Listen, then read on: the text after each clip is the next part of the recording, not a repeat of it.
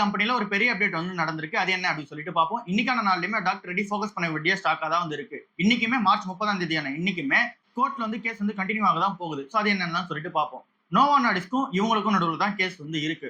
Novo நார்டிஸ்கோட original அந்த ஒரு brand name வந்து ஒசிம்பிக்ன்றது நம்ம எல்லாருக்குமே தெரியும். சோ அதை சேம் அண்ட் சிமிலரா காப்பி பண்ற மாதிரி ஒலிம்பிக் அப்படின்னு சொல்லிட்டு ஒரு ப்ராடக்ட் வந்து இவங்க லான்ச் பண்ணாங்க. அது அந்த ஒசிம்பிக் ட்ரக் இருக்குல்ல, அதோட அந்த ஜெனரிக் வெர்ஷன் ஆஃப் பிளேயரா வந்து இருக்கு. அதோட பிராண்ட் நேம் வந்து ஒலிம்பிக் அப்படின்னு சொல்லி டாக்டர் ரெட்டி வந்து நேம் வச்சிருந்தாங்க.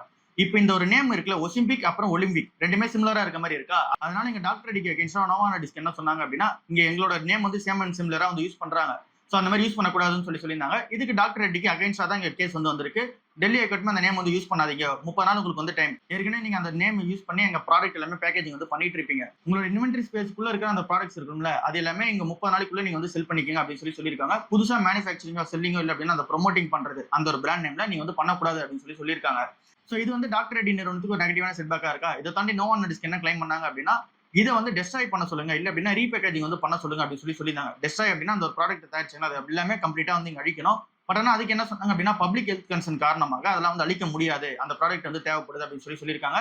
ரீலேபிளிங் வந்து பண்றதுக்கான ஒரு பிளான் பண்ணலாம் அப்படின்னு சொல்லிட்டு இன்னைக்கான நாள் அதை வந்து டிஸ்கஸ் வந்து பண்ண போறாங்க. சோ இப்போ என்ன அப்படின்னா, டாக்டர் ரெட்டி என்ன பிளான் பண்ணிருக்காங்க அப்படின்னா, ஒலிம்பிக்ன்ற நேம் வந்து போயிடுச்சா, சரி ஓகே அப்ப வந்து வேற நேம் வந்து யூஸ் பண்ணுவோம்னு சொல்லிட்டு ஒலிம்ரா அப்படின்ற ஒரு நேம் வந்து யூஸ் பண்ண போதா சொல்லியிருக்காங்க. இதுக்கான அந்த ஒரு ட்ரேட்மார்க் ஃபைலிங் வந்து டிசம்பர் 2025 அப்பயே போட்டிருக்காங்க. ஒலிம்ரான்ற நேம் வந்து யூஸ் பண்ணிக்க போறாங்க. சோ இந்த ஒரு பிராண்ட் நேம் கன்ஃபியூஷன்ஸ் வந்து இன்னும் இருந்துகிட்டு தான் வந்து இருக்கு. சோ அதுக்கு அகைன்ஸ்டா நோவோ நார்டிஸ்க் நிறுவனம் வந்து இங்க கேஸ் வந்து எடுத்திருக்காங்க.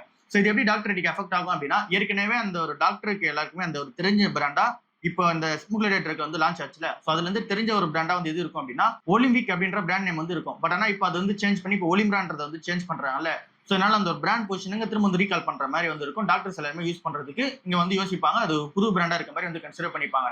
சோ அந்த நீங்க மக்களுக்குமே ஒரு புது பிராண்ட் வந்து உள்ள வந்திருக்கு அப்படின்ற மாதிரி வந்து இருக்கும். சோ இனிஷியலா மார்க்கெட்டை பிடிக்கும் போது இந்த ஒலிம்பிக் அப்படின்ற பேர் வந்து பிடிக்க போறாங்க. அதுக்கப்புறமா அந்த ஒரு பிராண்ட் நேம் வந்து சேஞ்ச் ஆகி ஒலிம்பிராண்ட் வந்து சேஞ்ச் ஆக போகுது. சோ இன்னைக்கும் அந்த ஒரு கேஸ்க்கான அப்டேட் வந்து வரும். அதை பத்தி நம்ம நாளைக்கு வந்து பார்ப்போம். வேதாந்தா வந்து அபிஷியலா வந்து டிமர்ஜர் பண்ண போதா வந்து சொல்லியிருக்காங்க. 5 செப்பரேட் என்டிட்டியா வந்து இங்க லிஸ்ட் ஆக போகுது மார்க்கெட்ல.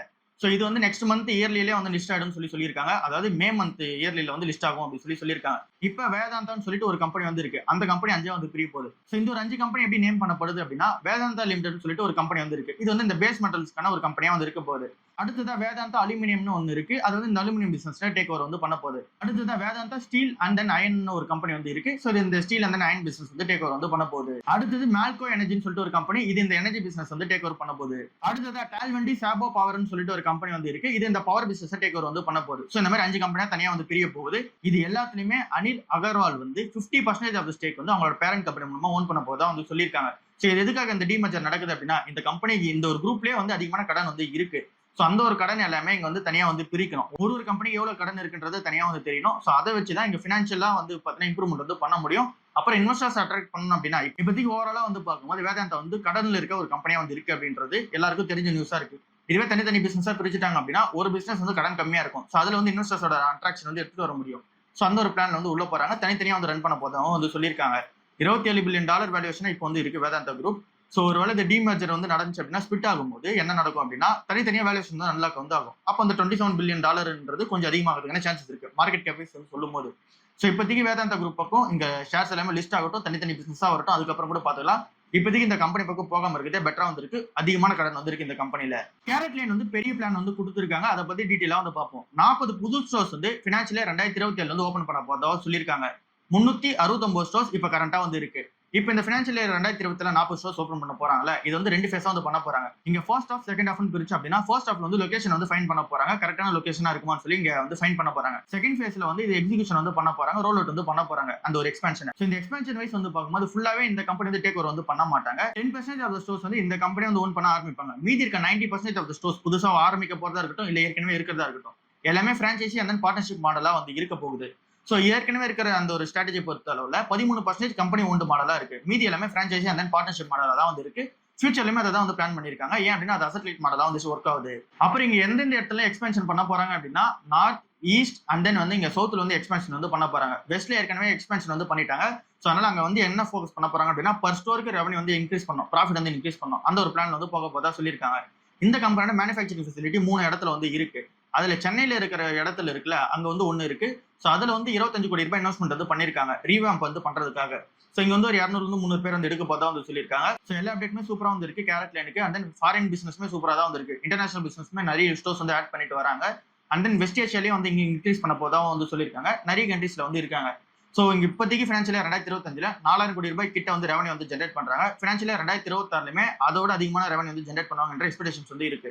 சோ எல்லாமே வெயிட் பண்ணி பார்ப்போம். டைட்டனுக்கு வந்து பெரிய அப்டேட்டா இருக்கு. டிவிஎஸ் மோட்டார்ஸ் கம்பெனி வந்து அபிஷியலா வந்து நம்பர் 1 பிளேஸ் வந்து ஓன் பண்றாங்க ஈவி வண்டியை விக்கிறதுல. ஈவி சேல்ஸ் ஃபினான்ஷியல் 2026 அந்த டேட்டா வச்சு பார்க்கும்போது மார்ச் மாசம் 29ஆம் தேதி வரைக்கும் இருக்கிற டேட்டா வச்சு பார்த்தோம் அப்படின்னா 3.3 லட்சம் வண்டி வந்து வித்திருக்காங்க டிவிஎஸ் மோட்டார்ஸ் ஈவி வண்டியா மட்டும் அந்த ஐக்யூப் செக்மெண்ட்ல. சோ இது வந்து இந்த கம்பெனில ஒரு அப்டேட்டா இருக்கு. அதுக்கு அடுத்ததான் அதிகமா வித்திருக்கிறது வந்து பஜாஜ் ஆட்டோ வந்து வித்திருக்காங்க. 2.7 லட்சம் வண்டி வந்து வித்திருக்காங்க. அதுக்கு அடுத்ததான் ஏத்தர் வந்து இருக்காங்க.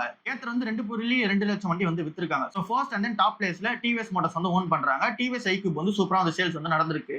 ஓவராலா இந்தியன் ஈவி டூ வீலர் மார்க்கெட்டை பார்க்கும்போது இங்க வந்து 1.3 மில்லியன் யூனிட்ஸ் வந்து வித்திருக்காங்க இப்போ வரைக்கும் மார்ச் 29 டேட்டா வரைக்கும். மார்ச் 31ஓட இங்க வந்து டேட்டா வந்து முடியுது. ஃபினான்ஷியல் 2026 வந்து முடியுது. அதுக்குள்ள 1.5 மில்லியன் யூனிட்ஸ் வந்து வித்துருவாங்க அப்படின்றது எக்ஸ்பெக்டேஷன்ஸா வந்து இருக்கு. ஃபினான்ஷியல் 2025ல 1.1 மில்லியன் யூனிட்ஸ் வந்து ஓவராலா ஈவி டூ வீலரோட சேல்ஸா வந்து இருந்துச்சு. இப்போ 1.5 மில்லியன் யூனிட்ஸ் வந்து இருக்கு. சோ ஆல்மோஸ்ட் 17% இயர் ஆன் இயர்ல வந்து ஈவி டூ வீலரோட மார்க்கெட் வந்து ஏறுது. இங்க ஈவி டூ வீலரோட மார்க்கெட் வந்து ஃபியூச்சர்ல என்ன நடக்கும்னு சொல்றாங்க அப்படின்னா 20% வரைக்கும் growth இருக்கும். அதாவது இந்த ஈவி டூ வீலரோட சேல்ஸ் வந்து அதிகமாகும்னு சொல்லி சொல்றாங்க. இதுவே இங்க ஐசி மோட்டார்ஸோட அந்த ஒரு வண்டியை பொறுத்தல 4 இருந்து 5% தான் growth இருக்கும்னு சொல்லி சொல்றாங்க. சோ புதுசா டூ வீலர் வாங்குறவங்க எல்லாருமே இங்க ஈவி டூ வீலர் பக்கம் போவாங்கன்றதா எக்ஸ்பெக்டேஷன்ஸா வந்து இருக்கு. இங்க ஏத்தர் கம்பெனியை பொறுத்தவரைக்கும் அதோட சேல்ஸ் வந்து சூப்பரா தான் வந்து இருக்கு. பட் ஆனா இங்க ஓலாவோட சேல்ஸ் வந்து 53% வந்து டிராப் ஆயிருக்கு. 3 லட்சம் வண்டி வந்து வித்துட்டு இருந்தாங்க. இப்போ 1.5 லட்சம் வண்டி தான் வந்து விற்கிறாங்க. சேல்ஸ் வந்து டிராப் ஆகுது. சோ இங்க ஸ்ட்ராங்கான பிராண்ட்ஸ் ஏற்கனவே மார்க்கெட்ல இருக்கவங்க, அதாவது இங்க பஜாஜ் ஆட்டோ, டிவிஎஸ் மோட்டார்ஸ், அப்புறம் ஹீரோ மோட்டார்ஸ் இவங்க எல்லாருமே இங்க ஏத்தர் அப்புறம் ஓலா மாதிரி கம்பெனி எல்லாரும் விட சூப்பரான பெர்ஃபார்மன்ஸ் வந்து கொடுத்துட்டு வராங்க. And then EV two wheeler மார்க்கெட்ல இப்பதான் லேட்டா என்டர் ஆனாங்க. பட் ஆனா அவங்க மார்க்கெட் ஷேர் அதிகமா கிராப் பண்ணிட்டாங்க. சோ இப்போ நம்ம பார்த்த ஆட்டோமொபைல் ஸ்டாக்ஸ்ல ஹீரோ மோட்டார்ஸ் தவிர மீதி எதுவுமே நம்மளால கன்சிடர் பண்ண முடியாது. ஹீரோ மோட்டார்ஸ் மட்டும் வேணும் அப்படின்னா 1-2 மாதிரி கன்சிடர் பண்ணிக்கலாம். அவங்க கிட்டயுமே டூ வீலர் பிராண்டான விடான்னு சொல்லிட்டு ஒரு பிராண்ட் இருக்கு. அதுவுமே சூப்பரான சேல்ஸ்ல தான் வந்து இருக்கு. அண்ட் தென் ஏத்தர்லயுமே வந்து இன்டெரக்டா வந்து ஸ்டேக்ஸ் வந்து வச்சிருக்காங்க. சோ அங்கேயுமே இன்வெஸ்ட்மெண்ட் வந்து பண்ணி வச்சிருக்காங்க. யூலர் மோட்டார்ஸ்லயும் வந்து இன்வெஸ்ட்மெண்ட் வந்து பண்ணி வச்சிருக்காங்க. ஏப்ரல் 1ஆம் தேதி அன்னைக்கு ஒரு 10 ஃபினான்ஷியல் சேஞ்சஸ் வந்து நடக்க போகுது. அது என்னென்ன அப்படின்னு சொல்லிட்டு பார்ப்போம். இன்கம் டாக்ஸ் ஆக்ட் 2025 படி இங்க வந்து டேர்ம்ஸ் வந்து நிறைய வந்து இருக்கு. அசஸ்மெண்ட்ஸ் இயர் அப்புறம் வந்து ப்ரீவியஸ் இயர்ஸ்னு சொல்லிட்டு 2 டேர்ம்ஸ் வந்து இருக்கு. அது எல்லாமே இங்க வந்து கமெண்ட் பண்ணி சிங்கிள் டேர்மா டாக்ஸ் இயர் அப்படின்னு சொல்லிட்டு எடுத்துட்டு வந்திருக்காங்க. அடுத்தது வந்து பிக் டாக்ஸ் ரிலீஃப் வந்து நடந்திருக்கு இண்டிவிஜுவல்ஸ்க்கு. ஏற்கனவே நமக்கு அந்த நியூஸ் வந்து தெரியும். அப் டு 12 lakhs வந்து இன்கம் இருக்கு அப்படின்னா பர் இயருக்கு அது எல்லாமே இங்க புது ரெஜிமேல வந்து வரும்போது நோ டாக்ஸ் அப்படின்றது வந்து தெரியும். சோ அதை வந்து இங்க பெனட்ரேஷன் பண்ற விதமா இந்த ஒரு ஸ்கீம் அடாப்டேஷன் பண்ற விதமா இது வந்து எடுத்துட்டு வந்திருக்காங்க. அப்புறம் இங்க பேன் ரூல்ஸா டைட்டன் வந்து பண்ணிருக்காங்க. ஆதார் கார்டு மட்டும் வந்து போதாது. இங்க டேட் ஆஃப் பர்த் வந்து நீங்க வந்து கன்ஃபார்ம் பண்ணணும் அப்படின்னா 10th சர்டிபிகேட் இல்ல அப்படின்னா பாஸ்போர்ட் வந்து கொடுக்கணும் அப்படின்னு சொல்லியிருக்காங்க. அடுத்தது ஃபியூலோட காஸ்ட் வந்து ஏற போகுது. எல்பிஜி வந்து ஏற்கனவே வந்து ஏறிச்சு. பிஎன்ஜி அண்ட் சிஎன்ஜி வந்து ஏற போகுது. ஏவியேஷன் ஃபியூல் வந்து ஏற போகுது. அப்புறம் இங்க பேங்கிங் அப்புறம் வித்ராயல் பக்கம் வந்து வரும்போது இங்க லிமிட் வந்து இருக்கும்ல அந்த லிமிட்குள்ள நம்ம வந்து டிரான்சாக்ஷன்ஸ் வந்து பண்றோம் அப்படின்னா வித்ராயல் வந்து பண்றோம் அப்படின்னா அதுக்கு வந்து சார்ஜஸ் வந்து கிடையாது. லிமிட்டுக்கு மேல நம்ம வந்து பண்றோம் அப்படின்னா 23 ரூபாய் பர் டிரான்சாக்ஷன் வந்து எடுப்போம் அப்படின்னு சொல்லியிருக்காங்க. அப்புறம் இங்க ஃபெயில்ட் ஆகிற டிரான்சாக்ஷன்ஸ் எல்லாத்துக்குமே 25 ரூபாய் வரைக்குமே பெனால்ட்டி வந்து சார்ஜ் பண்ண போதா சொல்லியிருக்காங்க. அப்புறம் வித்ராயல் லிமிட்டை கொஞ்சம் வந்து கம்மி பண்ணிருக்காங்க. 50,000 to 75,000 ரூபாய் வந்து கம்மி பண்ணிருக்காங்க செலக்டடான ஒரு கார்ட்ஸ்ல. அப்புறம் ரயில்வேஸ் டிராவல்ஸ்லயுமே ஒரு அப்டேட் வந்து நடந்திருக்கு. இதுக்கு முன்னாடி வரைக்கும் நம்ம கேன்சலேஷன் பண்ணோம் அப்படின்னா 4 மணி நேரத்துக்கு முன்னாடி நம்ம கேன்சல் பண்ணும்போது நமக்கு வந்து ஒரு அளவுக்கு அந்த ரீஃபண்ட் வந்து கிடைக்கும். இப்போ வந்து நீங்க 8 மணி நேரத்துக்கு முன்னாடி கேன்சல் பண்ணிருக்கோம். 8 மணி நேரத்துக்குள்ள நீங்க வந்து கேன்சல் பண்ண போறீங்க அப்படின்னா அப்போ வந்து உங்களுக்கு ரீஃபண்டே கிடையாது அப்படின்னு சொல்லியிருக்காங்க.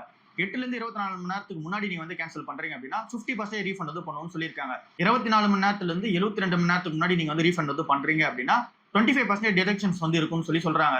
இதுவே நீங்க 72 மணி நேரத்துக்கு முன்னாடியே வந்து பண்றீங்க அப்படின்னா ஸ்மாலான சார்ஜஸ் வந்து கலெக்ட் பண்ணுவாங்கன்னு சொல்றாங்க. பட் ஆனா ஃபுல்லா வந்து அந்த ஒரு அமௌண்ட் வந்து ரீஃபண்ட் வந்து ஆகாதுன்னு சொல்லியிருக்காங்க. சோ இது எல்லாமே ஏப்ரல் 1க்கான சேஞ்சஸா வந்து இருக்கு.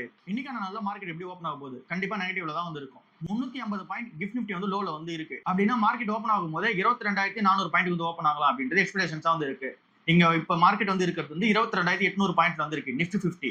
சோ அது வந்து 22,400 பாயிண்ட் வந்து ஓப்பன் ஆகலாம் அப்படின்னு சொல்றாங்க. ஏன் இந்த அளவுக்கு மார்க்கெட் வீக்கா இருக்கு அப்படின்னா ஆப்வியஸ்லி அந்த ஒரு வார் டென்ஷன்ஸ் வந்து கண்டினியூ ஆகிட்டு இருக்கு.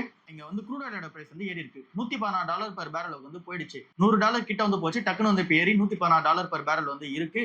சோ இது வந்து இங்க ஒரு பிரஷர் வந்து கிரியேட் பண்ணிருக்கு. ஆப்வியஸ்லி வார்ஸ்னோல அடுத்த லெவல் வந்து போயிட்டு இருக்கு. சோ இதனால வந்து மார்க்கெட் வந்து வீக்கா வந்திருக்கு. ஏசியன் மார்க்கெட்ஸ் வந்து 4 இருந்து 5% வந்து வீக்கா இருக்கு. ஜப்பான் மார்க்கெட் ஒரு 4% வீக்கா இருக்கு. சவுத் கொரியா மார்க்கெட் வந்து ஒரு 5% வந்து வீக்கா வந்து இருக்கு. அந்த யூஎஸ் மார்க்கெட் ஃப்ரைடே அன்னைக்கு க்ளோஸ் ஆகும்போது நெகட்டிவ்ல தான் வந்து க்ளோஸ் ஆச்சு. டவ் ஜோன்ஸ் அந்த நீங்க S&P 500 அப்புறம் நாஸ்டாக் எல்லாமே ஒரு 1.5% இருந்து 2% வரைக்கும் விழுந்திருக்கு. சோ அதனால நம்மளோட மார்க்கெட்டுமே இன்னைக்கு நல்ல வீக்கா தான் வந்து இருக்கு போகுது. ருப்பியுமே இங்க 94.85 ரூபாய்க்கு வந்து போயிடுச்சுன்னு சொல்றாங்க. அப்படி இருக்கும்போது 95 ரூபாய் கிட்ட வந்து போயிடுச்சு. இது இருக்கிறதுல ஆல் டைம் லோவா வந்து இருக்கு. ஸோ இதனால ஓவரால் மார்க்கெட்டே வீக்கா தான் வந்து இருக்கு. அந்த நீங்க எஃப்ஐஎஸ் வந்து செல் ஆஃப் பண்றாங்க, டிஎஸ் வந்து கண்டினியூஸா பை பண்ணிட்டு இருக்காங்க. இந்த ஒரு ட்ரெண்ட் கண்டினியூ ஆயிட்டு இருக்கு. கோல்டு வந்து இன்னைக்கான ரேட்ல $4400 per ounce வந்து இருக்கு. அண்ட் நீங்க நம்பூர் கரன்சில வந்து பார்க்கும்போது இங்க பர் கிராம் வந்து பார்த்தோம் அப்படின்னா 24 கேரட் வந்து $14,900 வந்து இருக்கு. இதோ 22 கேரட் வந்து பார்க்கும்போது $13,600 வந்து இருக்கு. அப்படியே நம்ம சில்வர் பக்கம் பார்த்தோம் அப்படின்னா பர் கேஜ் வந்து $2,22,000 வந்து இருக்கு. ஸோ இங்க கோல்டு அண்ட் சில்வர் பெருசா வந்து ஏறவும் இல்லை இறங்கவும் இல்லை. இங்க டாலர் டேர்ம்ஸ் வந்து பார்க்கும்போது $4,400 per ounce வந்து இங்க கோல்டு வந்து இருக்கு. சில்வர் வந்து $68 per ounce வந்து இருக்கு. கொஞ்சம் வந்து விழுந்திருக்கு. ஸோ இங்க பாசிட்டிவான நியூஸா வந்து இருக்கிறது இங்க வார்ஸ்டோனால கண்டினியூ ஆகிட்டே வந்து வருது. பட் ஆனால் நெகட்டிவான சுச்சுவேஷனா வந்து இருக்குது. டாலர் வந்து ஸ்ட்ராங் ஆகிட்டு இருக்கு. ஸோ அதனால பெருசா கோல்டு அண்ட் சில்வர் வந்து ஏறவும் இல்லை இறங்கவும் இல்லை. ஃபாரின் போர்ட்ஃபோலியோ இன்வெஸ்டர்ஸ் வந்து 14,400 கோடி ரூபாய்க்கு வந்து நம்ம ஊரோட அந்த கவர்மெண்ட் பாண்ட்ஸ் இருக்கும்ல அது எல்லாமே வித்துட்டு வெளியே போயிருக்காங்க. ஸோ இருக்கிறதுல இன்ஃப்ளோ வந்து 5 years லோல வந்து இருக்கு. 10,000 கோடி ரூபாய் தான் இன்ஃப்ளோ வந்து வந்திருக்கு கவர்மெண்ட் பாண்ட்ஸ்ல. இதுக்கு முன்னாடி வந்து ஃபினான்ஷியல் இயர் 2025 வந்து 1,30,000 கோடி ரூபாய் வந்து இன்ஃப்ளோ வந்து வந்தது. பட் ஆனால் இப்போ வந்து வெறும் 10,000 கோடி ரூபாய் தான் ஃபினான்ஷியல் இயர் 2026ல. ஸோ 5 years லோல வந்து இருக்கு. அண்ட் தென் இப்போ டோட்டலா இங்க ஃபாரின் போர்ட்ஃபோலியோ இன்வெஸ்டர்ஸ் நம்மளோட கவர்மெண்ட் ஈல்ட்ஸ் வந்து ஓன் பண்றது 3.31 லட்சம் கோடியில இருந்து 3.16 லட்சம் கோடியா வந்து குறைஞ்சிருக்கு. 14 வருஷத்துல இல்லாத அளவுக்கு ருப்பி வந்து டிக்ளைன் ஆகிட்டே வருது. $95 per டாலருக்கு வந்து போயிடுச்சு இப்போ கிட்டத்தட்ட. ஸோ அப்படி இருக்கும்போது இங்க ஃபாரின் போர்ட்ஃபோலியோ இன்வெஸ்டர்ஸ் எல்லாருமே இங்க வந்து கவர்மெண்ட் டீல்ஸ்ல மணி வந்து வைக்க மாட்டாங்க. இவங்களுக்கு அந்த கரன்சி கன்வர்ஷன்ஸ் வந்து இங்க வந்து பெரிய ரிட்டர்ன் இல்லாத ரீசனால எல்லாருமே வித்துட்டு வெளியே போறாங்க. செபி வந்து புது ப்ரொபோசல் ஒன்று எடுத்து வந்திருக்காங்க. அதுல என்ன சொல்றாங்க அப்படின்னா மியூச்சுவல் ஃபண்ட்ஸ் எல்லாமே நம்ம கிஃப்ட் பண்ண முடியும்னு சொல்லி சொல்றாங்க. மியூச்சுவல் ஃபண்ட்ஸ்க்கான ஒரு கிஃப்ட் கார்டு வந்து ஓப்பன் பண்றாங்க. ஸோ இந்த மியூச்சுவல் ஃபண்ட்ஸ்க்கான கிஃப்ட் கார்டு வந்து இருக்குல்ல இது வந்து ஸ்பெண்டுக்காகலாம் வந்து யூஸ் பண்ண முடியாது. அந்த கிஃப்ட் கார்டு வந்து யூஸ் பண்ணி ஒன்லி இன்வெஸ்ட்மெண்ட் மட்டும் தான் பண்ண முடியும். ஒன்னு நம்ம டேரக்டாவும் பண்ணலாம், இல்ல அப்படின்னா நம்ம ரெகுலர் ஆப்ஷனும் வந்து போய்க்கலாம். ஸோ அது வந்து அவங்களோட சாய்ஸா வந்து இருக்கு. யார் வாங்குறாங்களோ அவங்களோட சாய்ஸா வந்து இருக்கு. பட் ஆனால் இங்க கொடுக்குறவங்க சஜஸ்ட் வந்து பண்ணலாம். $10,000 வந்து அந்த ஒரு பர் கார்டுக்கு லிமிட்டா வந்து இருக்கு. இதை மியூச்சுவல் ஃபண்ட் ஸ்டார்ட் பண்றவங்களுக்கு என்கரேஜ் பண்ற விதமா இந்த ஒரு கார்டு வந்து யூஸ் பண்ணிக்கலாம். இதை தாண்டி இந்த கார்டை வேற எங்கேயுமே வந்து யூஸ் பண்ண முடியாது. மேக்ஸிமம் இந்த கார்டோட வேல்யூ வந்து $10,000 தான் வந்து இருக்கும். இனிஷியலா ஒரு லான்ச் மாதிரி தான் அந்த கார்டு. அதை வந்து ரீலோடும் வந்து பண்ண முடியாது. அண்ட் தென் அதில் வந்து பணத்தை வந்து இதுக்கப்புறம் அப்டேட்டும் வந்து பண்ண முடியாது. ஸோ ஒன்லி வித்ரா வந்து பண்ண முடியும். அதாவது இன்வெஸ்ட்மெண்ட் வந்து மியூச்சுவல் ஃபண்ட்ஸ்ல வந்து மாற்ற முடியும். வேற எதுவுமே வந்து பண்ண முடியாது. லீலா பேலசஸ் ஹோட்டல்ஸ் வந்து என்ன பிளான் பண்ணிருக்காங்க அப்படின்னா ஃபினான்ஷியல் 2027 ஒரு பெரிய பிளான்ஸ் வந்து வச்சிருக்காங்க. அதுல என்ன சொல்றாங்க அப்படின்னா 9 புது ப்ராப்பர்ட்டிஸும் ரெசிடென்ஸ் அப்புறம் இங்க பிரைவேட் கிளப்ஸ் வந்து ஆட் பண்ணிருக்காங்க. இது எல்லாமே யாரை ஃபோக்கஸ் பண்ணி ஆரம்பிக்கப்பட்டது அப்படின்னா லக்ஸரி டெஸ்டினேஷன்ஸ் வந்து ஃபோக்கஸ் பண்ணி ஆரம்பிக்கப்பட்டதா இருக்கு. வைல்ட் லைஃப், ஹெரிடேஜ், ஸ்பிரிச்சுவல் இந்த மாதிரி இடத்துல இங்க ஃபோக்கஸ் பண்ணி ஆரம்பிச்சிருக்காங்க.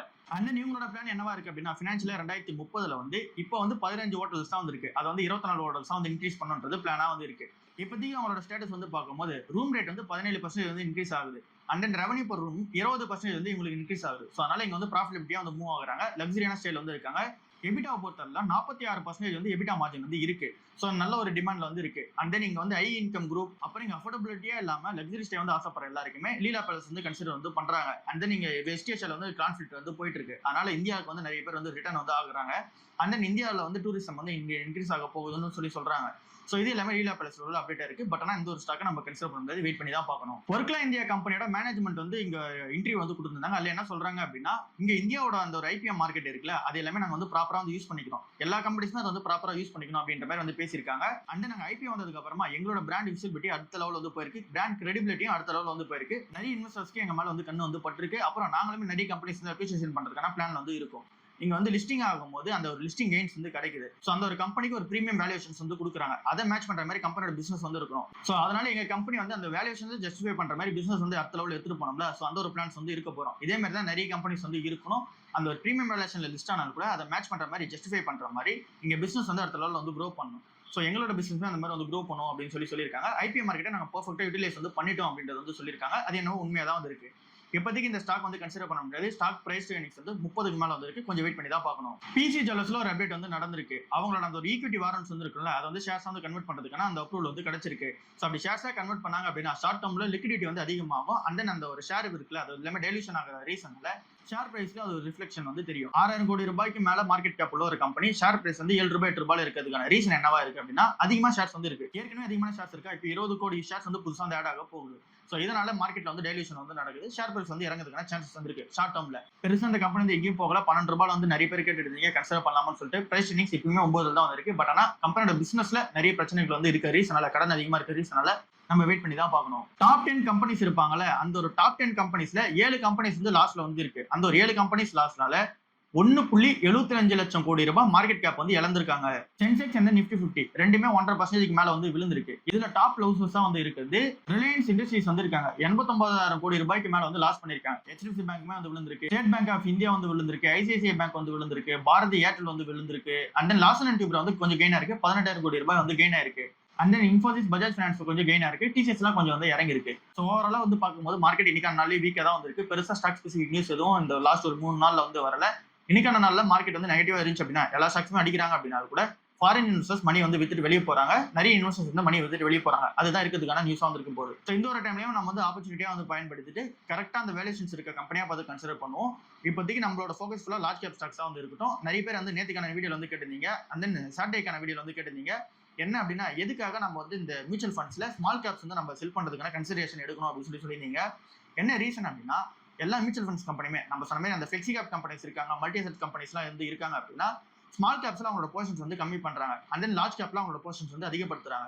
ஏன் அப்படின்னா அடுத்த ஒரு 2-3 வருஷத்துக்கு லார்ஜ் கேப் தான் வந்து கொஞ்சம் பெட்டரான பெர்ஃபார்மன்ஸ் வந்து இருக்குன்றது எக்ஸ்பெக்டேஷன்ஸா வந்து இருக்கு. மிட் அண்ட் ஸ்மால் கேப் பொறுத்தவரை 2023 to 2025 அந்த ஒரு ரேலி வந்து கண்டினியூ ஆச்சு. அது வந்து இப்போ முடிவுக்கு வந்து வருது. மிட் அண்ட் ஸ்மால் கேப் நல்லா வந்து க்ரோ ஆயிடுச்சு. ஸோ இதுக்கப்புறமா ஒரு 2-3 வருஷத்துக்கு லார்ஜ் கேப்ல தான் க்ரோத் வந்து இருக்க போது. மார்க்கெட் வந்து கொஞ்சம் வீக்கா இருக்க ரீசனால மிட் அண்ட் ஸ்மால் கேப்ல பிரஷர் வந்து இருக்கும். ஸோ அதனால தான் அதை வந்து சொல்லினோம். மெயினா இங்க மிட் கேப் கூட நம்ம சொல்லியிருக்க மாட்டோம், ஸ்மால் கேப் தான் சொல்லியிருக்கோம்.